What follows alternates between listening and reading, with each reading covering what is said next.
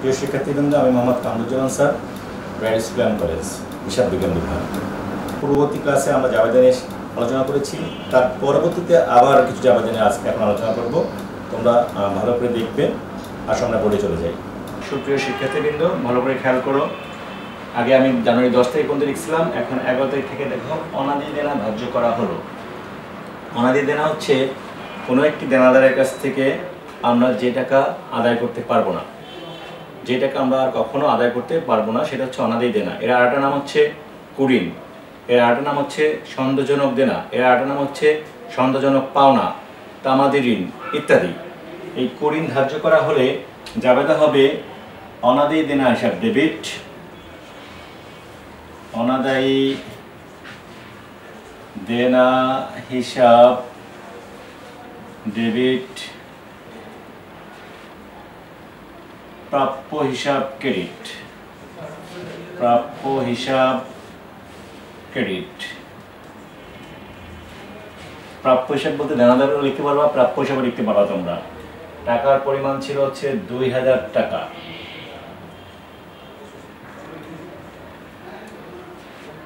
ব্যাখ্যা হচ্ছে অনাদায়ী দেনা ধার্য করা হলো, ধার্য করা হলো 11 পরে জানুয়ারি 12 তারিখে ছিল অনাদি দেনা আদায় হলো। সাধারণত এরকম ঘটনা খুব কারবারে কম ঘটে। অনাদি দেনা আদায় হলে জাবেদা হয় নগদান হিসাব ডেবিট, নগদান হিসাব ডেবিট, অনাদায়ী দেনা হিসাব ক্রেডিট। টাকার পরিমাণ হচ্ছে 1000 টাকা।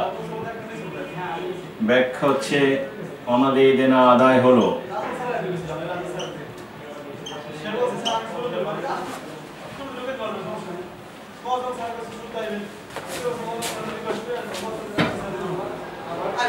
তারপরে হচ্ছে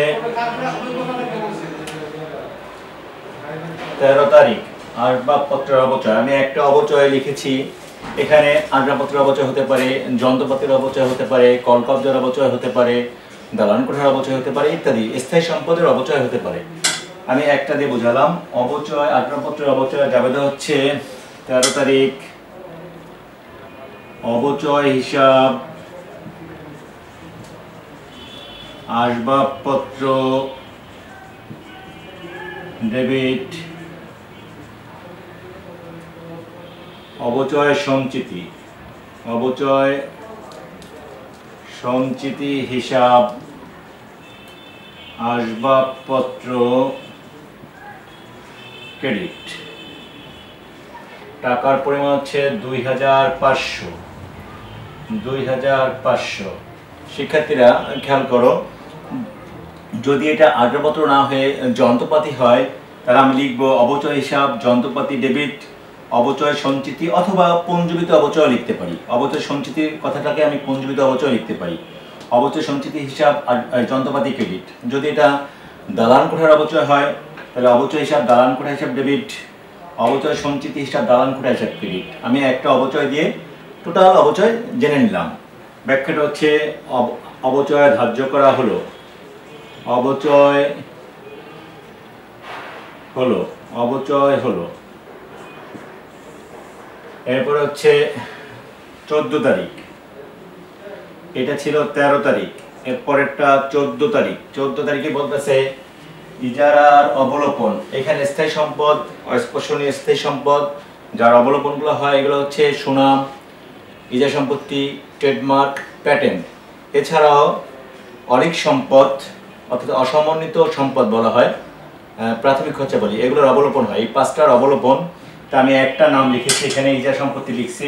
শুধু ইজারা না, এখানে সুনাম হতে পারে, প্রাথমিক খরচাবলী হতে পারে, ট্রেডমার্ক হতে পারে, প্যাটেন্টের অবলোপন হতে পারে। আমি একটা দিয়ে বোঝাচ্ছি ইজারার অবলোপন।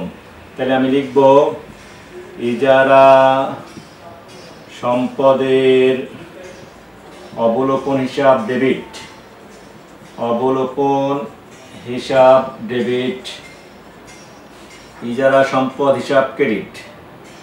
ইজারা সম্পদ হিসাব ক্রেডিট। টাকার পরিমাণ ছিল হচ্ছে ৩,০০০ টাকা। ৩,০০০ টাকা। যদি এটা সুনামের অবলোপন হতো তাহলে হতো সুনামের অবলোপন হিসাব ডেবিট, সুনাম হিসাব ক্রেডিট। যদি এটা ট্রেডমার্কের অবলোপন হতো তাহলে আমরা লিখতাম ট্রেডমার্কের অবলোপন হিসাব ডেবিট, ট্রেডমার্ক হিসাব ক্রেডিট। যদি এটা প্যাটেন্টের অবলোপন হতো তাহলে আমরা লিখতাম প্যাটেন্টের অবলোপন হিসাব ডেবিট, প্যাটেন্ট হিসাব ক্রেডিট। যদি এটা প্রাথমিক খরচাবলীর অবলোপন হতো তাহলে আমরা লিখতাম প্রাথমিক খরচাবলীর অবলোপন হিসাব ডেবিট, প্রাথমিক খরচাবলী হিসাব ক্রেডিট। আশা করি এই জায়গাটা তোমরা বুঝছো। আমি ব্যাখ্যা লিখি, ইজারার অবলোপন হলো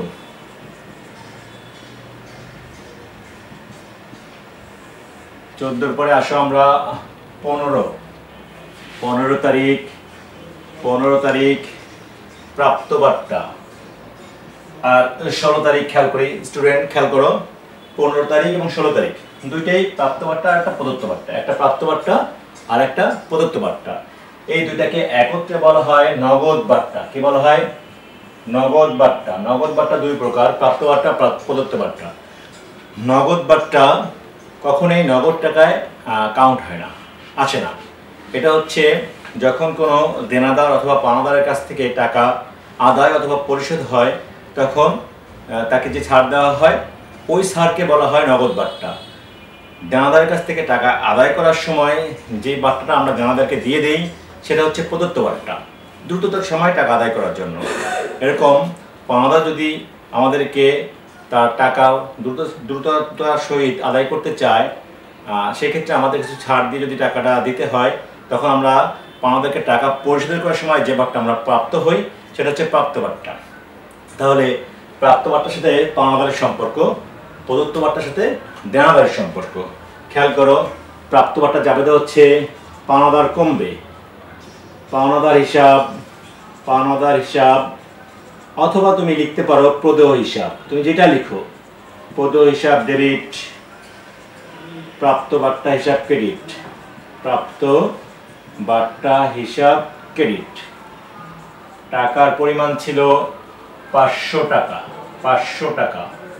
ব্যাখ্যা হচ্ছে বার্তা পাওয়া গেল, বার্তা পাওয়া গেল। আমার নিচে জায়গা নেই, আমি উপরে লিখবো, মুছে বোর্ডটা মুছে আবার লিখবো আমি। 16 তারিখ প্রদত্ত বার্তা, একটা ব্যয়ের নাম, প্রদত্ত বার্তা হিসাব ডেবিট, প্রদত্ত বার্তা হিসাব ডেবিট। দেনাদার বা প্রাপ্য হিসাব অথবা দেনাদার হিসাব ক্রেডিট। টাকার পরিমাণ ছিল 300 টাকা। 300 টাকা। 300 টাকা। তারপরে হচ্ছে জানুয়ারি 17 হচ্ছে বিনিয়োগের সুদ পাওয়া গেল। যেহেতু আমি সুদ পেয়েছি অথবা আমি নগদ টাকা পেয়েছি, তাহলে নগদান হিসাব ডেবিট, নগদান হিসাব ডেবিট, বিনিয়োগের সুদ হিসাব ক্রেডিট, বিনিয়োগের সুদ হিসাব ক্রেডিট। টাকার পরিমাণ ছিল 2000 টাকা। 2000 টাকা। তারপরে আসো জানুয়ারি 18 বিনিয়োগের সুদ প্রাপ্য হয়েছে। বিনিয়োগের সুদ প্রাপ্য হয়েছে, ভালো করে খেয়াল করি আমরা, বিনিয়োগ সুদ প্রাপ্য হয়েছে কিন্তু এখনো পাওয়া যায়নি। অর্থাৎ এটাকে আমরা প্রাপ্য বলতে পারি, এটাকে আমরা অনাদায়ী বলতে পারি, এটাকে আমরা বকেয়া বলতে পারি। আয়ের বকেয়া, আয়ের বকেয়াকে বকেয়াও বলে, প্রাপ্যও বলে, অনাদায়ীও বলে। তোমরা মনে হয় কথাটা খেয়াল করছো, ভালো করে খেয়াল করো। আয়ের বকেয়াকে প্রাপ্য বলে, বকেয়াও বলে, অনাদায়ীও বলে। তাহলে এখানে বলতে পারতো বিনিয়োগের অনাদায়ী সুদ, এখানে বলতে পারে, এখানে বলা আছে বিনিয়োগের প্রাপ্য সুদ অথবা বিনিয়োগের বকেয়া সুদ। যেটাই বলুক না কেন তুমি লিখবা হচ্ছে, যেহেতু আমার আয়ের বকেয়া যখন এটা থাকে বা প্রাপ্য আয় থাকে, ওটা সম্পদ। সম্পদ হলে পুরো সম্পদটা ডেবিট হবে। প্রাপ্য বিনিয়োগের সুদ হিসাব ডেবিট, বিনিয়োগের সুদ হিসাব ক্রেডিট। বিনিয়োগের সুদ হিসাব ক্রেডিট। টাকার পরিমাণ ছিল 1000 টাকা। 1000 টাকা। তারপরে আসো 19 তারিখ, জানুয়ারি 19। ঋণের সুদ বকেয়া। ঋণের সুদ একটা ব্যয়ের নাম। ঋণের সুদ একটা ব্যয়ের নাম। সেই ব্যয়ের বকেয়া। ব্যয়ের বকেয়াকে বকেয়া বলে, পদেও বলে। যদি বলতো পদেও ঋণের সুদ তাহলে একই কথা হইতো, আবার বকেয়া ঋণের সুদ একই কথা। তাহলে আমি লিখবো এটা দায়। পদেও ঋণের সুদ বা বকেয়া ঋণের সুদ একটা দায় হিসাব। দায় ক্রেডিট হয়। তাহলে আমি লিখবো ঋণের সুদ হিসাব ডেবিট, ঋণের বকেয়া সুদ হিসাব ক্রেডিট। টাকার পরিমাণটা হচ্ছে 2000 টাকা। 2000 টাকা। প্রিয় শিক্ষার্থী, খেয়াল করো সবাই, আমার সুদটা বকেয়া, এর জন্য আমি সুদের পূর্বে বকেয়া লিখছি। আমরা অনেক জায়গায় দেখি এই বকেয়া ঋণের সুদ লিখে, যাহা সঠিক নয়। ঋণটা বকেয়া না, আমার সুদটা বকেয়া, সুতরাং বকেয়াটা সুদের পূর্বে বসলো। জানুয়ারি 20 তারিখ খেয়াল করি আমরা, বেশ মূলধনের সুদ ধার্য করা হয়েছে। ভালো করে খেয়াল করো, মূলধনের সুদ ধার্য করা হয়েছে। মূলধনের সুদ কখনো নগদ টাকা হয় না। মূলধনের সুদ মূলধনকে বৃদ্ধি করে, সুতরাং এটা হবে মূলধনের সুদ হিসাব ডেবিট। মূলধনের সুদ হিসাব ডেবিট। মূলধন হিসাব ক্রেডিট। মূলধন হিসাব ক্রেডিট। ব্যাখ্যা হচ্ছে মূলধনের সুদ ধার্য করা হলো। মূলধনের সুদ ধার্য। আমরা এখানে ব্যাখ্যাটা লিখছিলাম না। আর ঋণের সুদ বকেয়া। ঋণের সুদ বকেয়া। এইখানে হচ্ছে প্রাপ্য বিনিয়োগের সুদ। ব্যাখ্যা প্রাপ্য বিনিয়োগের সুদ। এখানে হচ্ছে বিনিয়োগের সুদ আদায় হলো। বিনিয়োগের সুদ আদায়। এটা হচ্ছে বার্তা প্রদান করা হলো।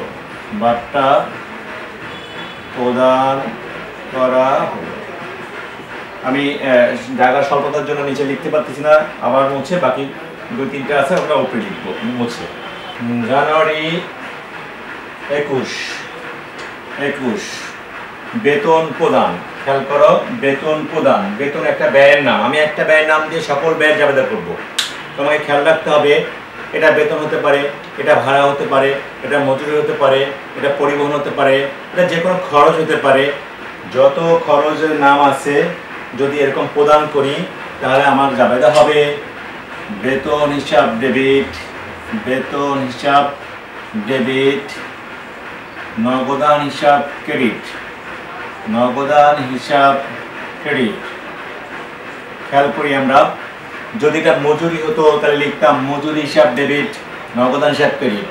যদি এটা ভাড়া হতো তাহলে লিখতাম ভাড়া হিসাব ডেবিট, নগদান হিসাব ক্রেডিট। যদি এটা পরিবহন হতো তাহলে লিখতাম পরিবহন হিসাব ডেবিট, নগদান হিসাব ক্রেডিট। যদি এটা ভ্রমণ খরচ, আপ্যায়ন খরচ, যাতায়াত খরচ ইত্যাদি হতো তাহলে লিখতাম যেই নামটাই থাকতো সেই খরচ হিসাব ডেবিট, নগদান হিসাব ক্রেডিট। ব্যাখ্যা হচ্ছে বেতন প্রদান করা হলো। বেতন প্রদান করা হলো। যেহেতু আমাদেরকে বলছে বেতন প্রদান, তাই আমি বেতন লিখছি। বেতন হিসাব ডেবিট, নগদান হিসাব ক্রেডিট। যদি বলতো ভাড়া হিসাব, তাহলে ভাড়া হিসাব ডেবিট, নগদান হিসাব ক্রেডিট। তখন এখানে ব্যাখ্যা লিখতাম ভাড়া প্রদান করা হলো। এখন লিখছি বেতন প্রদান করা হলো। আশা করি ব্যাপারটা তোমরা বুঝছো। 22 তারিখ বেতন বকেয়া। আমি একটা দিয়ে বোঝাইলাম বেতন বকেয়া। যেহেতু আর উপরে বেতন দিচ্ছি তাই বকেয়াটা বেতন দিয়ে লিখছি। এটা হতে পারতো মজুরি বকেয়া, এটা হতে পারতো ভাড়া বকেয়া, পরিবহন বকেয়া, ভ্রমণ খরচ বকেয়া, যাতায়াত খরচ বকেয়া। যেটা হোক না কেন, যদি ব্যয়ের বকেয়া হয় তাহলে লিখবো ব্যয়ের নামটা ডেবিট হবে। তাহলে বেতন হিসাব ডেবিট, বেতন হিসাব ডেবিট আর বকেয়া বেতন হিসাব ক্রেডিট। বকেয়া বেতন হিসাব ক্রেডিট। যদি বেতন না হয়ে এটা মজুরি বকেয়া বলতো, যদি বলতো মজুরি বকেয়া, বেতন বকেয়া না বলে যদি বলতো মজুরি বকেয়া, তাহলে আমি লিখতাম মজুরি হিসাব ডেবিট, বকেয়া মজুরি হিসাব ক্রেডিট। যদি বলতো ভাড়া বকেয়া, তাহলে লিখতাম ভাড়া হিসাব ডেবিট, বকেয়া ভাড়া হিসাব ক্রেডিট। আমরা বকেয়ার জায়গা পদ শব্দটাও ইউজ করতে পারি। তাহলে যেহেতু আমাদের বেতন বলছে, তাই আমি বেতন দিয়ে লিখলাম বেতন হিসাব ডেবিট, বকেয়া বেতন হিসাব ক্রেডিট। ব্যাখ্যা হচ্ছে বেতন বকেয়া রয়েছে, বেতন বকেয়া রয়েছে। টাকার পরিমাণটা হচ্ছে বকেয়া বেতনের 2000 টাকা, 2000 টাকা। আগেরটার টাকা ছিল 4000 টাকা, আমরা টাকাটা লিখি নাই, এখন লিখে দিলাম 4000 টাকা। এইবার 23 তারিখ, 23 হচ্ছে শিক্ষানবিশ স্যালামি 3000 টাকা পাওয়া গেল, পাওয়া গেল। তাহলে শিক্ষানবিশ স্যালামি একটা আয়ের নাম, যে কোনো আয়ের টাকা পাওয়া গেলে নগদান হিসাব ডেবিট হয়, নগদান হিসাব ডেবিট। যেমন এর আগে একটা আয়ের নাম ছিল বিনিয়োগের সুদ পাওয়া গেল, তখন আমি লিখছিলাম নগদান হিসাব ডেবিট, বিনিয়োগের সুদ হিসাব ক্রেডিট।